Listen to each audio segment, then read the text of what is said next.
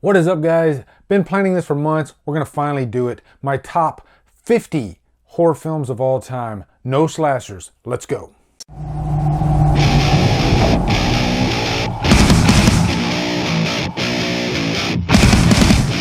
What is up, guys? Super excited today. I'm gonna do my next top 50. The first top 50 I did was top 50 slashers. That was all slasher movies. And right after that, I thought, you know what? I can't wait to do this again.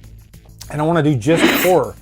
And so there's going to be a rule in this one too, okay? There will be no slashers, or for the most part. There's some titles that I've seen debates on whether it's a slasher or not, but no dyed-in-the-wool, straightforward slashers in this countdown whatsoever. And I'll go ahead and tell you right now, my favorite film of all time, a lot of you guys know this, is Halloween, okay?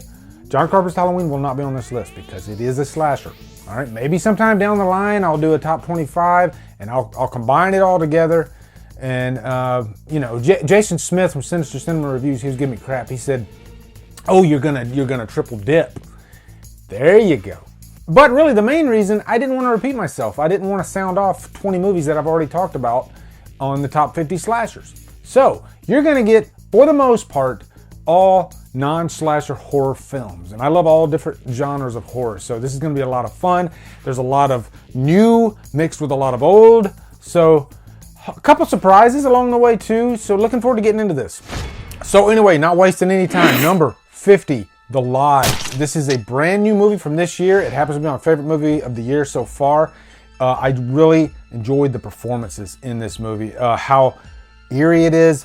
I really enjoyed Riley Keough's performance in this movie. This is a character that is very interesting because there's a part of the movie where you don't really like her, even though she's not like a stereotypical villain or anything like that. She just happens to be the other woman. But she's in this cabin with these kids who don't like her at all because she is the stepmother, or going to be the stepmother. But this movie gets really dark and in the best horror fashion possible. I love the third act of this movie. It is kind of ambiguous, and there is some debate to be had about the final scene in this movie, but I like movies that do that. Number 49, an old classic, Misery. I saw this in the theater twice, but this is such an interesting premise because it's about a crazed fan and how far a fan can go. And this writer that's stuck in her house out in the freaking mountains in the Colorado snow. And the guy's fearing for his life. He can't move. And everybody remembers the great hobbling scene. Stephen King writes a damn good story, and Misery is one of his best. Number 48, this is a movie that I literally just added to this list. I completely forgot about it. Green Room. What I love about Green Room is that it mixes things that I love, being music, especially like punk music, with horror. Or more like psychotic horror, because this is a group of band members that get stuck in a room in the worst situation possible. And it's very violent, and it's got some nice surprises along the way. But with every scene in this movie, you're constantly wondering if this can get any more intense, and it does. It never lets up whatsoever. Probably one of the most intense movies of the decade. Number 47, Demons from the 80s. Dario Argento actually wrote this. And Lamberto Bava directed it, but it takes place in a movie theater. And in terms of, scary horror movies, they have some imagery in this movie that will definitely make you lose sleep over a few nights. There's some demon eyes and all kinds of crazy practical effects going on. It's violent as hell. It has one of the most kick-ass 80s soundtracks that you could possibly find. And it's Italian horror. What more could you want? Number 46, Goodnight Mommy. And you're probably wondering, why didn't I mention Tale of Two Sisters, which this is loosely, very loosely based on the same story. But there's a lot of liberties taken with the story in Goodnight Mommy, and I think it benefits the story. These two twin boys. No spoilers. I'm not going to give any spoilers throughout this countdown because I've gotten in trouble for that in the past. I love how the mother, she's had this facial surgery, and these two kids, they're convinced that she's not their mother, that something's aloof, and the story gets pretty damn crazy. But I saw this movie before I saw Tale of Two Sisters, and the ending just completely floored me. Number 45, The Blair Witch Project. I saw this in the theater when it came out, thinking that this was real footage, real found footage.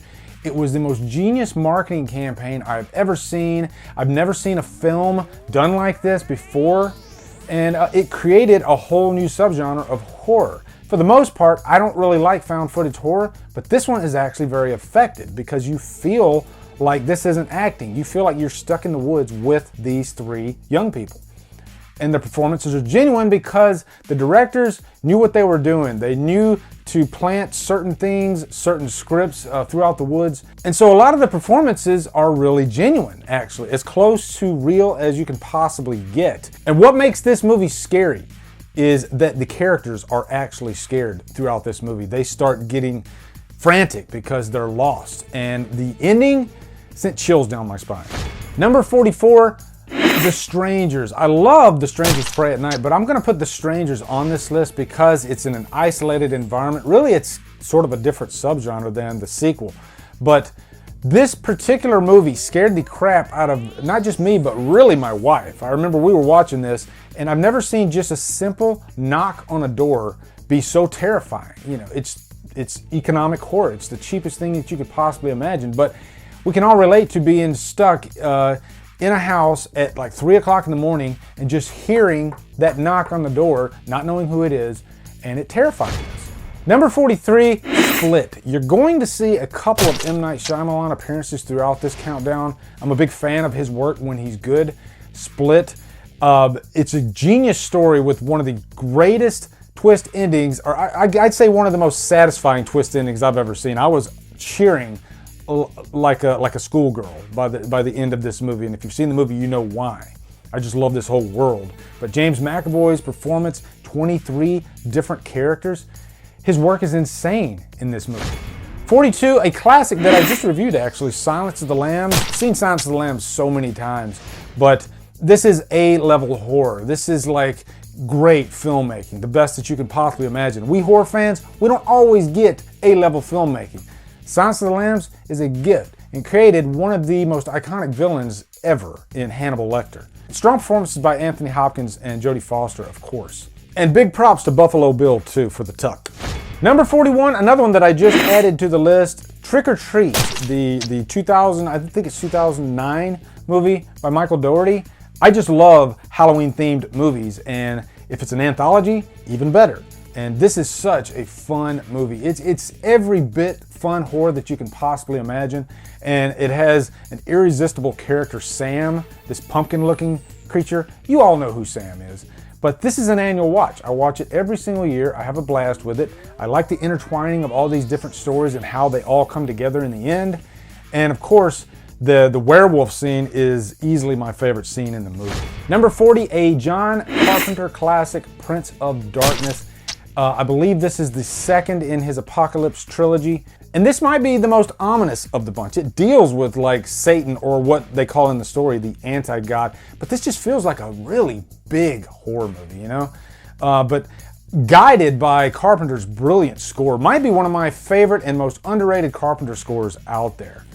Beautifully filmed movie, and I think highly underrated, actually. Number 39, American Werewolf in London. I still think it's the best werewolf movie ever made. And I think it's because it doesn't just depend on the actual look of the werewolf. This is a complete story. It's really a love story. David Naughton, who plays a character named David, and the nurse. You're immediately latched on to this love story for whatever reason. You know, these two actors had just such strong chemistry together. So in the final act of the movie, it's just heartbreaking. And probably the greatest werewolf transformation ever put to film, except no substitutes. Number 38, some South Korean horror for you, The Wailing. This movie knocked my freaking socks off. I haven't seen a movie this ambitious and just crazy. Dealing with all these great evil themes, but just frantic. There are scenes in this movie that made me feel so uncomfortable, so chaotic. And it's a hard movie to even explain. I watched it a few times, but it's like completely etched in my brain. Number 37, 28 Days Later, probably one of the most unique zombie or in that class of horror films that I've ever seen. And really, when you get right down to it, it's scary. It's just a really scary movie. Where you have the zombies, you don't call them zombies, I do call them zombies. They're running after the prey, not walking, completely running. The eyes freak me out, the red eyes. I just did a commentary on this movie recently, actually, and it still holds up very well. But I love the way it's filmed too, with just this like DV handheld camera. Just adds to the authenticity of it. Number 36, Brian De Palma's Carrie. Brian De Palma is one of my favorite filmmakers. He just has that director's signature about him. You can't learn it. There is no other De Palma out there. And marrying him up with Stephen King's iconic story of Carrie, to me, it is a brilliant film, and it touches on themes of like bullying, and it has like the ultimate payoff. It's a payoff that you can have a nice debate about after, because there's a lot of death and carnage at the end of this movie. But I mean, visually speaking, give me great visuals in a horror movie. Yeah, I know it's superficial, but Carrie, one of the best. When that bucket of pig's blood falls on Carrie's head, and then she walks out into the audience and just starts controlling everything, that's the stuff of horror legend. Number 35, another M. Night Shyamalan movie, The Sixth Sense. This was pretty much a cultural phenomenon. When it came out, I remember everybody was talking about this movie. It had one of the greatest twists that I've ever seen, and it shocked everybody. I don't think I knew anybody that picked up on the twist before it happened. But brilliant twist. But also outstanding performance by Haley Joel Osment. I think when you have kids in horror movies, it can go either way. It can go amazing, or it can go the other way. And luckily, it went amazing. Number 34, a movie I saw last year, Mandy. I was just talking about visuals, and then you mix visuals with Nicolas Cage, and what do you got? Perfection. One thing I love about Mandy is it's just an experience more than just a movie. Think like, you know, what Dario Argento presents. That's kind of what Mandy is. It's an experience, and it's not an experience that you're gonna be able to digest if you're not in the right mood. But to me, I think the rewards are aplenty if you are in the right frame of mind, and this is a movie that has not left my brain after watching it. And really, to me, the backbone of the movie too is the very hypnotic score by Johan Johansson. Rest in peace, good sir. But when you strip all that away, it's really a great revenge story, and Nicolas Cage is amazing in this. Number 33, American Psycho, one of my all-time favorite films, period. It made Patrick Bateman pretty much a household name. Can you imagine if Leonardo DiCaprio actually played this part? I think he would have been okay, but really, nobody beats Christian Bale in this role. I think there's more one-liners in this horror movie than any other horror movie I've ever seen. Number 32, Rob. I believe this movie was from 2015. Another really well-made film about cannibalism, but it's approached in a very different and, dare I say, it's like sophisticated manner. But it's interesting too because, you know, you have a main character that's forced to eat meat in the movie, that's a vegetarian, and there's a whole lot of thematical elements throughout this movie. Take from it what you will. Number 31, It Follows. I've constantly trumpeted this movie.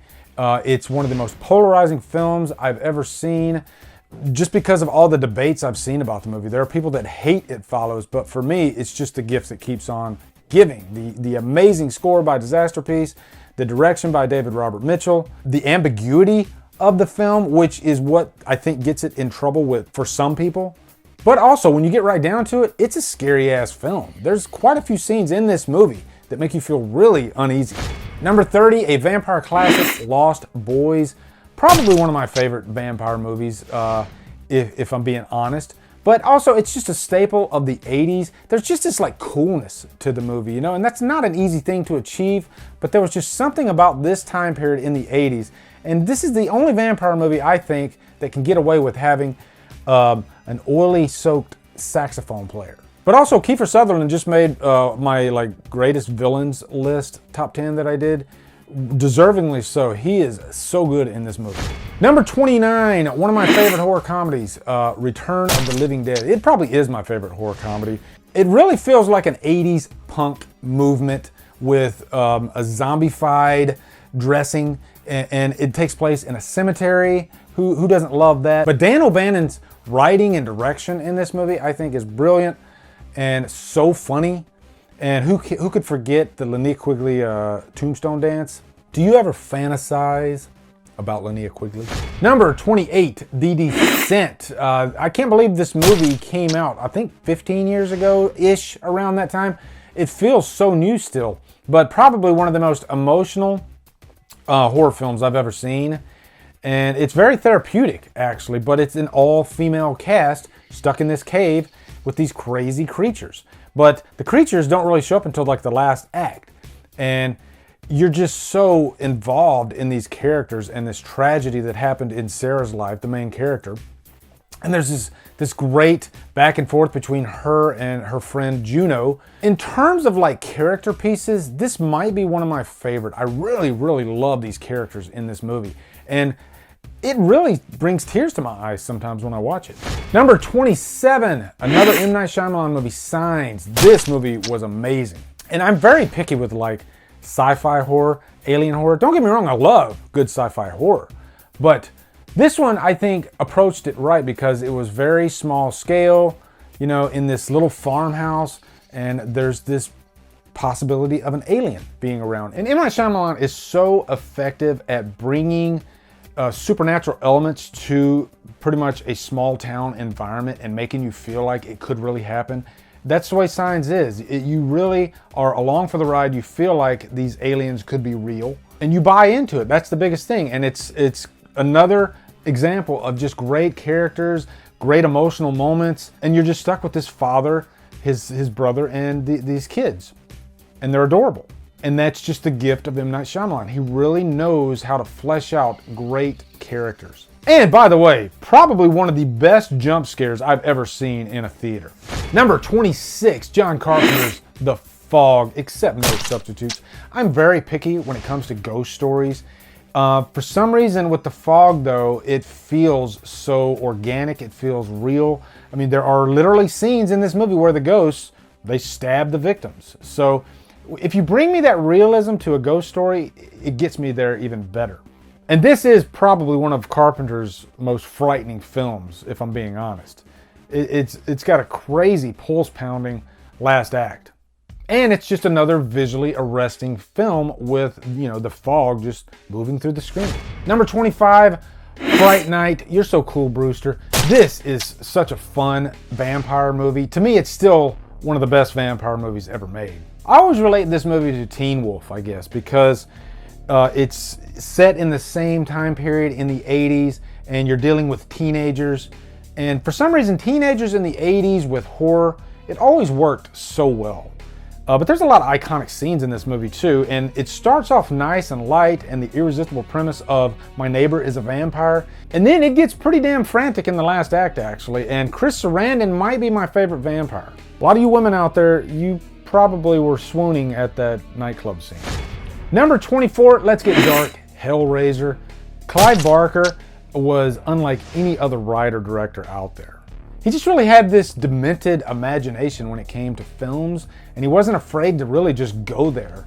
And Hellraiser really does go there. It's uncomfortable at times, and it deals with, you know, themes of hell. And, you know, these creatures, they call them Cenobites, they come out of hell. And stacking Pinhead up to other horror icons, I'd say he's probably the most dangerous. But really, this is also a good story of not love, but lust, and how lust can really get you in trouble. And Hellraiser deals with those themes so well, and I think that's why it still holds up to this day. Not because of just the amazing practical effects in the movie, but it's a really interesting story. Number 23, Halloween 3, Season of the Witch. I knew I could find a way to put a Halloween movie on here. Thankfully, Halloween 3 is not a slasher movie. And thankfully, it's a movie I watch every single year. Thank you, Mr. Tom Atkins, for being so awesome. Thank you, Miss Stacey Nelkin, for being so dreamy. And thank you, Colonel Cochran, for being the most fucked up villain I've ever seen on screen. Number 22, Let the Right One In. This is my favorite all-time vampire film. Remember, earlier I was talking about children in horror, and when they're good, they're great. The children in this movie are amazing. This is just a beautifully directed film, if I'm getting right down to it. There are some really creepy scenes in the movie. I mean, this is a bona fide horror vampire movies. I don't have anything against vampires. There's just so many bad vampire movies out there. But when the premise is done right, because vampires as horror creatures are extremely effective. And, you know, blood is a big part of that. And this movie deals with those themes, I think, perfectly. And you feel bad because this girl, you know, she's just a little girl. She looks like she's 10 years old, and she's stuck as a vampire for her entire life. And probably the best swimming pool scene in a horror movie I've ever seen. So I'm dying inside right now. I forgot to hit record on the audio for the last 21. So I got to re-record all 21 of them. Show business. Number 21 is Last House on the Left, Wes Craven's first movie. I think Last House on the Left is so important because it dares to touch on the darker side of life, on subjects that are taboo, subjects that we probably don't want to explore, like rape. And still to this day, it's a controversial film. It's not a film that's easily accessible, but it's very important, I think. And it has a big place in horror history. Number 20, Starry Eyes. It's a newer film over the last few years with Alex Esso. But I like this one because tonally, there's a shift there. Like in the first half of the movie, it explores, you know, the Hollywood life and the superficialism of actors, and, you know, the Hollywood game and the casting couch and all that stuff. But then, like in the second half of the movie, it gets really, really dark, deals with like the occult, and it goes in directions you would not expect it to. And it deals with like metamorphosis and transformation and all that stuff. But the last act of this movie shocked the hell out of me. It's pretty intense, actually. And this isn't like a regular millennium horror movie that's, you know, nice and shiny and safe and everything. No, this one is true dyed-in-the-wool horror. Number 19, Poltergeist. Poltergeist, I think, is a great example of a PG horror movie that can be scary. It's actually very scary. If it came out today, of course it wouldn't be PG, but I love the work by Tobe Hooper in this movie. Of course, Steven Spielberg probably had a big hand in that. How much, we don't know. Just the idea of a subdivision that's on an Indian burial ground, the possibilities there are endless. There's a lot of heart in this movie too, a lot of great character moments. You really love this family. When they are in danger, it makes it that much more effective, especially when the key person in the movie is the little girl, Carol Ann. And it makes it even that much creepier today because Heather O'Rourke passed away at such an early age. But it's one of my annual watches. I love Poltergeist. Number 18, Hereditary. This is probably one of the most profound horror films to come out in the last few years. I think in 20 years from now, it will be known as a classic. It's a very unique film. Ari Aster is an amazing director, and this is one of those movies that deals with horror in a family. If you have a family that's at odds with each other, and then you add these evil elements to the recipe, then it makes for a great horror movie. Toni Collette's performance in this too, by the way, is insane. As well as Alex Wolff. It's one of the Wolff brothers. I can't remember if it's Alex or if it's his brother, but extremely insane performances. Number 17, Deep Red. This is probably the closest to a slasher that you're going to see on this list, but I think Deep Red, it falls into the giallo category, which a lot of times isn't straight up dyed-in-the-wool slasher. But really, I wanted to put this on here because it's an Argento classic. And really, this is when Argento became the giallo master. I think Deep Red is just a beautifully constructed film. I love a lot of scenes in this movie, actually. Especially the bathtub scene where the woman gets killed, her face is scalded. Halloween 2 owes a big debt to Deep Red. I didn't even realize that. And then, of course, Helga's death at the beginning of the movie. It's very bloody, very violent. And giallo films, they don't hold back when it comes to violence whatsoever. Number 16, Ridley Scott's Alien. I love horror that deals with isolated environments. And when you put characters in space, and there's no safety net whatsoever. And then you have this creature, the xenomorph, loose on the spaceship. The xenomorph is easily one of the scariest creatures ever created. Visually, he's just insane looking. Part beautiful, part terrifying, and just so unique. There was only one Giger. And thankfully, Ridley Scott got in touch with Giger because we wouldn't have the look of the xenomorph. Also, if Alien came out today, would the chestburster scene be as impactful? And the answer to that is yes. It's a crazy ass scene still. The movie really holds up, and really a big part of it is because it's like truck drivers in space. You know, these don't seem like, you know, white collar personnel on this spaceship. It's blue collar, and you know, there's friction there, constant friction, and it works. Number 15, The Witch. This movie is so unsettling. It really is. It's one of those movies that it's kind of tough to get through.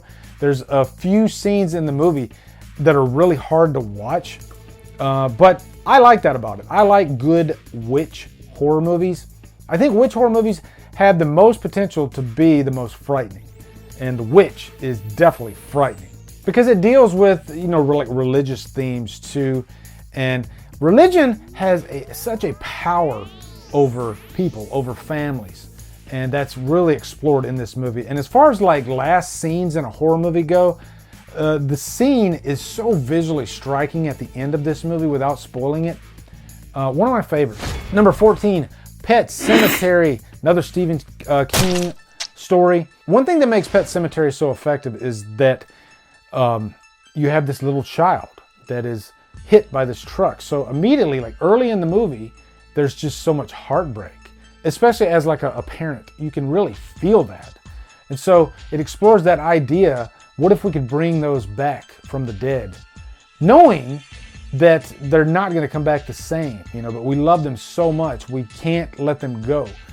And it makes for a great horror movie because they come back all messed up and all evil. And this is another one, the very last scene, it sends chills down my spine every time I watch it. Number 13, Dawn of the Dead, George Romero. This was a guy that really loved poking his finger at society. And Dawn of the Dead, you know, at face value, it's just zombies getting loose in this mall. But if you really step back and look at it, it's really about, you know, apathy of society and how we don't really take care of each other. We don't care. It's every man for himself. And so the zombies are just a byproduct of it. And that's just the genius of George Romero. Number 12, Psycho. Of course Psycho's gonna be on this list. Alfred Hitchcock, the guy is such an iconic director. He has been, I don't want to say copied, but you know, call it what you want, homaged. Every director, whether they want to or not, will probably use some sort of Hitchcockian directing technique in their career. He's just that effective and that influential of a director. And I love that Psycho's in black and white too. I love Anthony Perkins in this movie. His performance as Norman Bates, I think, is easily one of the most underrated horror performances out there. Forget horror, just underrated performance in general. And just so many great moments in Psycho, actually. And really, like Scream, the opening of Scream owes a huge debt to like the opening of Psycho because it's the unexpected. We don't expect Marion Crane to die in the first act of the movie. And that's the only spoiler I'll give on this, because if you haven't seen Psycho, then shame on you. Number 11, a newer movie, Us. Jordan Peele has quickly inserted himself into the framework of horror as one of the directing icons. You know, one to watch. He did Get Out, great work in that. And this movie, I loved his direction in this one. It's a creepy movie too, and the idea of like a family that looks exactly like your family and they're attacking you. And this is another one of those movies that really plays with the shadows and just some really great imagery throughout. I mean, you're gonna see some direct comparisons to like Alice in Wonderland, especially like those themes. It was a controversial movie too, because a lot of people, they started really digging into like the logistics and the nuts and bolts of the twist ending. But for me, it wasn't about that. It was just more about the idea of it. I thought it was just an interesting story. And really, the twist was exactly what I wanted it to be. And I love that they had the balls to go there. Number 10, Evil Dead. Probably one of the most important horror films ever. Sam Raimi was 21, in his early 20s when he did this movie. But, you know, like I was talking about Hitchcock, his framing techniques, that frantic zoom that he does, you know, in the woods, it's been used over and over. It's the quintessential cabin movie. But one thing I love about Evil Dead 2 is there's no safety net. And I think that's why it's a hard movie to watch, because a lot of times in traditional horror movies, you have your scary scene that's usually going to last no more than 5-10 minutes. You know, there's a safety net there. Evil Dead is relentless. It doesn't hold back whatsoever, and it keeps going until you're begging for air. And that's what makes it one of the greats. Number 9, a David Fincher movie, Seven. I wish Fincher did more horror movies. You know, he loves to explore dark elements, but Seven, I think, is his masterwork. I love a good detective story, and the idea of dealing with somebody that's killing with the 7 deadly sins, I think, is irresistible. And this is not for the squeamish. Even though this is a highbrow, A-level type of horror movie, it's not afraid to dig down in the gutter, because there's some really unsettling moments in this movie. You know, when you force somebody to eat until they die, the guy has like a knife strap on. Some crazy stuff going on in Seven, actually. It's so effective because I'm not really guessing who the killer is, because I'm so involved in the 7 deadly sins and all that's going on, and Mills and Somerset's relationship with each other. You know, how they're two different types of cops, and there's always this friction between them. There's a lot going on in Seven to play around with, and it's beautiful. Number 8, Stanley Kubrick's The Shining, another Stephen King story. The Shining is a movie that people constantly talk about. And really, you know, it's an isolated environment type of film. The whole film, you have this family just stuck in this hotel.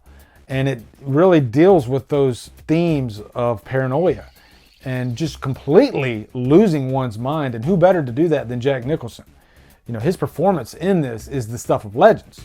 The Gimme the Bat scene is probably one of my favorite all-time scenes in cinema history. But that's the real treat. Just watching Jack completely lose his freaking mind throughout this, never knowing how crazy it's going to get. And it does get really crazy. Number 7, Suspiria, Dario Argento's masterpiece, in my opinion. It's one of the most unique horror films I've ever seen. I talked about how I love visually arresting horror films. This is an experience. That's what it is. You can turn the volume all the way down on Suspiria and still get something out of it, still enjoy it. You can tell that Argento just had a blast, you know, getting all up in the minutia of filmmaking and figuring out different ways, different camera techniques, different lighting techniques to frame a scene. And it's ambitious. It's very ambitious. And it just happens to be a good witch story at the bottom of it. A lot of people will say that Italian horror is like style over substance, and it really is. But this is one of the best horror films I've ever seen. And it doesn't hurt that the score is so affected by Goblin. It's no wonder that Argento was constantly using Goblin over and over, because they're just one of the most unique bands, really. I mean, it's a band that composes the score, but it works. Number 6, Rosemary's Baby, directed by Polanski. I love Rosemary's Baby because it doesn't feel like it's filmed like a horror movie. It feels more like just a character study. And it's interesting to watch Rosemary completely transformed throughout this movie, because she is constantly being controlled by everybody.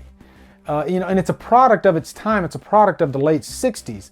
And I think a lot of women can relate to Rosemary's plight throughout this movie. And it's one of those movies that it doesn't seem like there's a lot going on, but you cannot take your eyes off of it whatsoever. There's always something in the frame to grab your attention. The elements of this movie, the music. There's a lot of WTF moments in this movie too. Especially like in the middle, you know, during the sex scene where the devil is having sex with Rosemary. It's crazy. But it's not one of those movies that's going to have like a scary scene every 5 minutes. No, this is a great character study. And if you're willing to take the ride, I think you'll find that it's an amazing film. Number 5, The Texas Chainsaw Massacre, one of the most important films in horror history. And I think it's a great example that sometimes, you know, roughing it to make a film, you know, this is a film that was made in the heat of July in Texas. And we're talking over 100 degrees, and they're shooting like the dinner scene in rumored over 30 hours.